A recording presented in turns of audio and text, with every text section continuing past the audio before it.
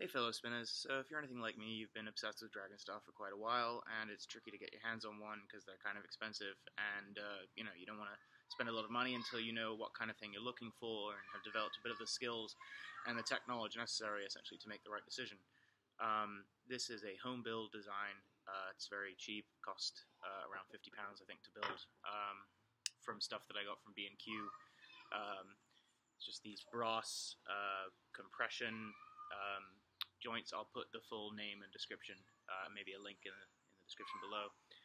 These brass compression joints, some 20mm sort of wooden dowel. I used tape, duct tape for the grip because I didn't have any tennis grip or anything, but I'll probably replace that pretty soon. And some epoxy just to sort of firm these joints up a little bit. So yeah, everything was quite cheap. I've dropped it several times. It works, I'll show you a bit of a spin in a second. But if you're looking for a home build, this is a very easy way to do it. One small note on the brass rings: when you are connecting these things up, the compression fit won't quite work on the wood.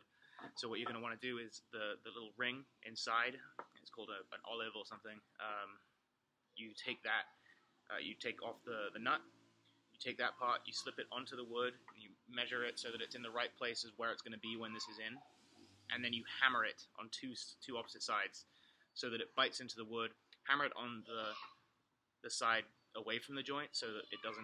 You don't want to flatten out the end and thin this part out, right? You want this wood to be thick and this part to be sort of crushed inwards slightly, and that compression fit will then work, especially once you put some epoxy in there.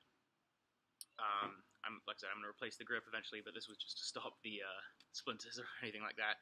I started out with these spokes at 16 inches each.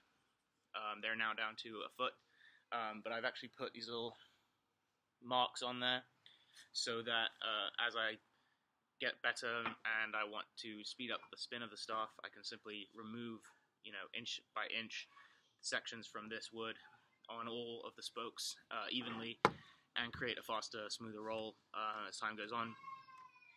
Ultimately, this is just a good dragon stuff, I think. Honestly, it functions. It'll give you a good feel for the motion of the prop without spending a ludicrous amount of money. So if you find a cheap way to do it, let me know. But until then, hopefully you can benefit from my experience here.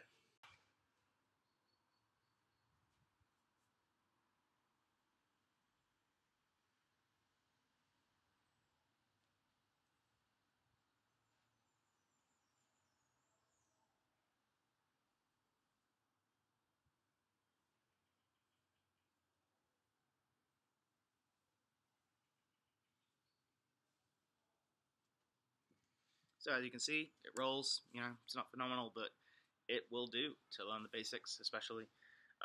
So enjoy.